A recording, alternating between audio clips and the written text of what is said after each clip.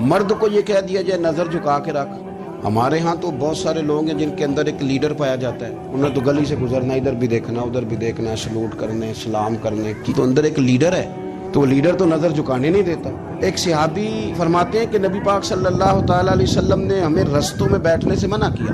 تو ہم نے عرض کی یا رسول اللہ صلی اللہ علیہ وسلم، کئی دفعہ مجبوری ہے، گزارنے نہیں ہوتا، رستوں میں بیٹھنا پڑتا ہے. تو حضور نے فرمایا پھر رستوں کا حق ادا کرو.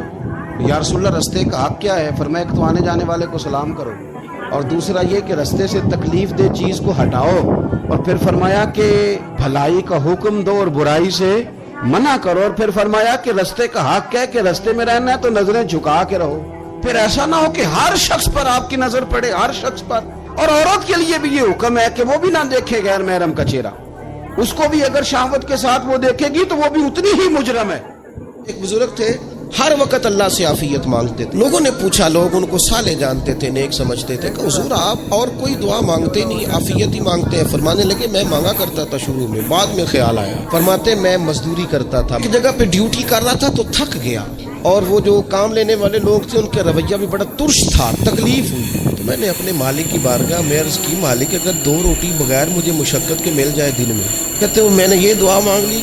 ذرا میں تھوڑا آگے بڑھا تو 2 بندے آپس میں لڑ رہے تھے، میں ان کی صلح کرانے کے لیے آگے بڑھا تو میں جس کو چھڑا رہا تھا دوسرے نے میرے اوپر ضرب لگا دی، میرا بھی سر پھٹ گیا.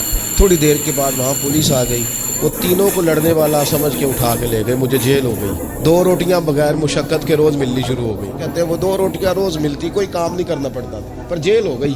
پھر کچھ عرصے کے بعد میں نے سوچا کہ یار یہ دعا تو قبول ہو گئی نا تیری، اب تو اگر اس پر کوئی الگ بات کرے گا تو وہ تو غلط کرے گا. کہتے پھر خود ہی میرے دل میں اللہ نے بات ڈالی اور میں نے عرض کی مالک 2 روٹیاں نہیں، مجھے تو عافیت چاہیے. فرماتے پھر خدا نے کرم کیا، کہاں سے اسباب بنے میرے جیل سے چھوٹنے کے، کون کون میرے ضمانتی بنے اللہ ہی جانتا ہے. فرماتے ہیں دروازے بھی کھل گئے، رزق بھی ملتا ہے، صحت بھی میسر ہے، سجدہ بھی کر لیتا ہوں. اب سمجھ آئی ہے رب سے جب بھی مانگنا ہے عافیت ہی مانگو.